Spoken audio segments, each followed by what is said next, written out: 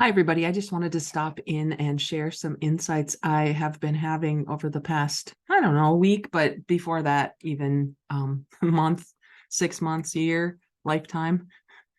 It's funny to notice when you are building your awareness, you notice things a little bit differently than you might have in the past. And one thing I'm noticing is that instead of getting furious, I'm getting curious. So I'm noticing before I get furious. I still have moments of upset and frustration, but I really notice that they are giving me a message or a lesson and teaching me something that I might not have gotten any other way. So I'm noticing that. And that is a process over time. I am learning that as soon as I notice the frustration or upset, I breathe, and that causes my blood to be oxygenated in a way that it wouldn't if I were just reacting out of emotion. So that's the first thing I'm noticing. I'm also noticing something that Steve Jobs said in a commencement address many years ago. He said, you can only connect the dots of your life looking backward, not looking forward. So as I look backward on my life and the things that have interested me over the years, I'm noticing now how they are all kind of intersecting right now. And this became really obvious to me in the last, 6 weeks or so, maybe 2 months, that Chris Angell and I have been studying spiral dynamics. And I'll tell you more about that in a second, but this is what spiral dynamics looks like. I first was introduced to this concept when I was getting my master's degree back in 2000, 23 years ago. So it's not a new concept, but it's new again to me. So keep that in mind, right? Spiral dynamics, long ago, coming back. So I'm reading Seth Godin's new book, which, by the way, I'm going to share with you some books that I'm reading because I'm reading all the time. This one is amazing, but every book he puts out, I say, is amazing. So I love the most current one most all the time. This one's called The Song of Significance. And there was a section in here I read yesterday, and he's talking about Sankofa, Sankofa, is a term in Twi, a dialect of the Akan language in Ghana. It means go back and get it. So I'm thinking about this concept of go back and get it. He's saying in this moment of upheaval, when the song of increase pushes us to find significance, we can go back to what worked long ago, to the way things were before cheap oil and industrialism changed our expectations of how we should spend our days. We can reclaim our nature, human nature, and seek to reconnect to make things better. We can find and live with significance if we choose to go back and get it. So I'm thinking about going back and getting it. And then I'm thinking about what I'm learning through spiral dynamics and Don Beck's book, Spiral Dynamics Integral, where he's saying right now in the world, we have more people, probably the most people who are in this human consciousness and awareness than ever before. And what we can do with our new awareness is go back and get the best of all of the other levels of consciousness. I know, hold that thought. I'm going to tell you more about spiral dynamics in a second. So that whole idea about spiral dynamics, first, I told you, came to me when I was getting my master's degree back in 2000. And I was introduced to this guy, Ken Wilber, who wrote a book called A Theory of Everything, in which he talks about spiral dynamics. I mean, it's just so weird and cool to look back on all of the things that have connected me. This book was in 2000. So very interesting to notice what I'm noticing. Notice what used to frustrate and upset me, no longer does. Celebrate that it doesn't frustrate and upset me anymore. Move on, new awareness. All these kinds of things are happening now. My new spirit animal, Rick Rubin. Rick Rubin wrote a book called The Creative Act, A Way of Being, which is really putting in place my art journey. You can see behind me this artwork, this art journey that I'm on, which is new to me in the last 6 months. And all of this is coming together. So let me just explain to you spiral dynamics in a really brief nutshell. I'm going to share my screen and explain this in a little bit of detail here. So here is the spiral dynamics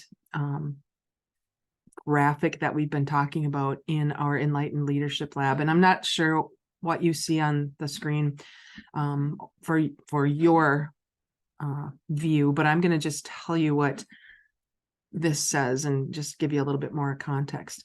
So the idea is we have evolved and are currently and continuing to evolve in this spiral, which goes from I, me, my, to we, us, our. So it goes back and forth. It swings like a pendulum, like the spiral would, back and forth. It goes from an individual me to a group we, me, we. And so at the bottom, beige, instinctive survivalistic meme, this, when they did research, which by the way, Claire Gregips, who did the research on spiral dynamics, did not discover this. He uncovered it. So when he was doing research to find out about human awareness and consciousness, he didn't go in with a theory and then try to prove it, because so often we'll try to find evidence to prove what we already believe is true. He didn't do that. He went in with an open mind and was observing behavior. And what he recognized was this spiral dynamics. So the beige, instinctive, survivalistic meme, starting 100,000 years ago, cave people trying desperately not to get killed. That was their main goal. Basic theme, do what you must just to stay alive. Uses instincts and habits just to survive. Distinct self is barely awakened or sustained. Food, water, warmth, sex, and safety have priority. Forms into survival bands to perpetuate life. Lives off the land, much as other animals. So that was beige, individual. And then I can imagine two cave people standing around going, wonder what would happen if we came together. And so then coming together, they evolved into purple, magical, animistic meme. Basic theme, keep the spirits happy and the tribe's nest warm and safe. Obeys the desires of the spirit being and mystical signs. Shows allegiance to chief, elders, ancestors in the clan. Individual subsumed in group. Preserves sacred objects, places, events, and memories. And observes rites of passage, seasonal cycles, and tribal customs. This is so beautiful. Evolving from basic survival into group dynamics with some spiritual dimensions to it. This reminds me that there are benefits to each level of awareness, and there are healthy ways to incorporate it into wherever we find ourselves. Human evolution says that everything will evolve at some point. It's like creation. Creation doesn't stop creating. It's just that sometimes we get stopped because of maybe some trauma that happened in our lives, or for some reason, some of us stop wanting to grow and wanting to learn new things. We become fixed in our mindset. We start listening to some unconscious limiting beliefs. But if we can get beyond that, this has been a very helpful system for me to take a look at. So that was an aside. I'm going to go back. So purple group, and then everybody's in purple. Everything's great. And somebody decides, hey, I wonder if there's something else we could do individually. And red is born, the impulsive, egocentric meme. Basic theme, be what you are and do what you want regardless. The world is a jungle full of threats and predators, breaks free from any domination or constraint to please self as self desires. Stands tall, expects attention, demands respect, and calls the shots. Enjoys self to the fullest right now without guilt or remorse. Conquers, outfoxes, and dominates other aggressive characters. So this is how the individuals evolved out of the group purple into individual red. I will take what I want without guilt because I want it. So for a while, this works, I guess, until a couple of red people get together and go, I wonder what would happen if we came together. And blue is born, the blue we. And this is the purposeful authoritarian meme. Basic theme, life has meaning, direction, and purpose with predetermined outcomes. One sacrifices self to the transcendent capital C cause, capital T truth, or righteous capital P pathway. The capital O order enforces a code of conduct based on eternal absolute principles. Righteous living produces stability now and guarantees future reward. Impulsivity is controlled through guilt. Everybody has their proper place. Laws, regulations, and discipline build character and moral fiber. You can see how we had to do this. At some point, instead of red, impulsive, egocentric, we had to figure out how to get the group to work together. So military, government, business, factories, they had to be this way. Schools, the bell will ring to tell you when to go to the next class. You don't need to think. The church, just come and do what we say. So the reds who, had the first idea to evolve into the blue were the ones who made the rules, and the order was created. You don't fight or argue with the order. I get that. I understand that. Yet at some point in my own evolution, there was an orange impulse in me, which is now the me who comes out of the we. The blue creates orange, achievist strategic meme, basic theme, act in your own self-interest by playing the game to win. Change and advancement are inherent within the scheme of things. Progresses by learning nature's secrets and seeking out best solutions. Manipulates Earth's resources to create and spread the abundant good life.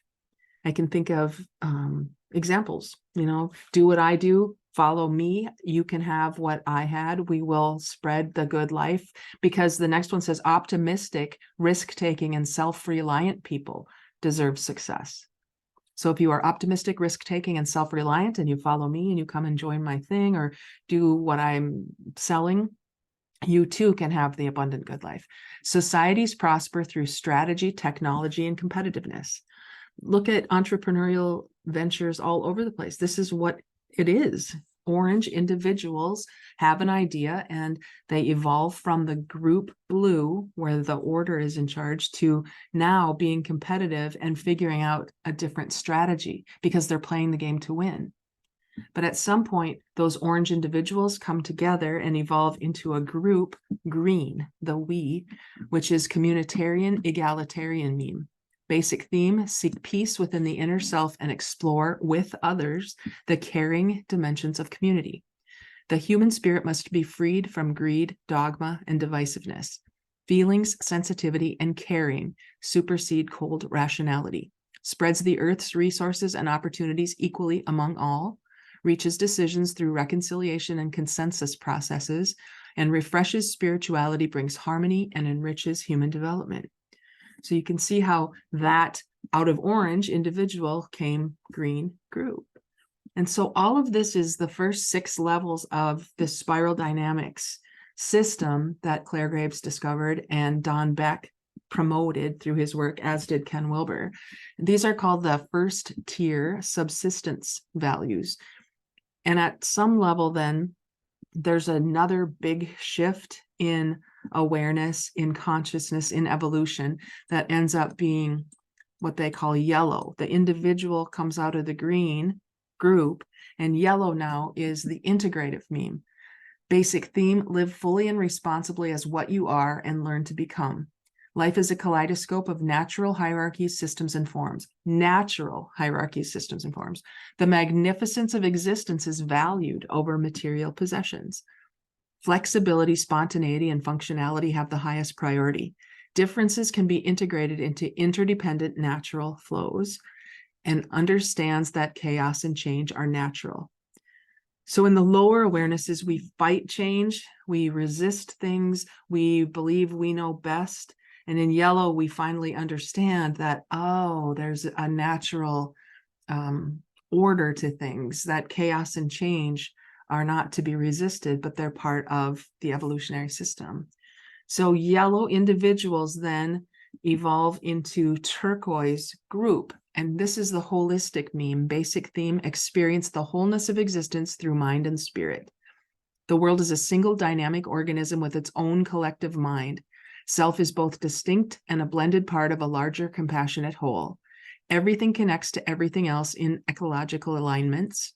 Energy and information permeate the Earth's total environment, and holistic, intuitive thinking and cooperative actions are to be expected. I have witnessed this before. I don't know that I spend a lot of my time in turquoise, but I have friends who are very holistic and they're healers and they're working to spread this awareness in the world.